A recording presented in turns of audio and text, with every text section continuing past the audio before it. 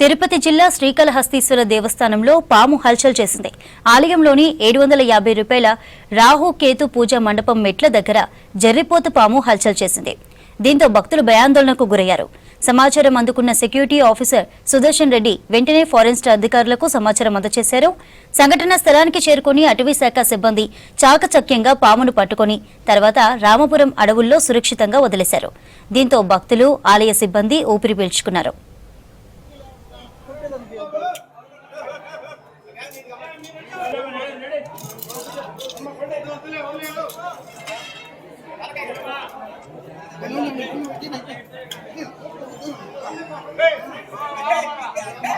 కర్ర పని కూర్చుంటుంది సాఫ్ట్గా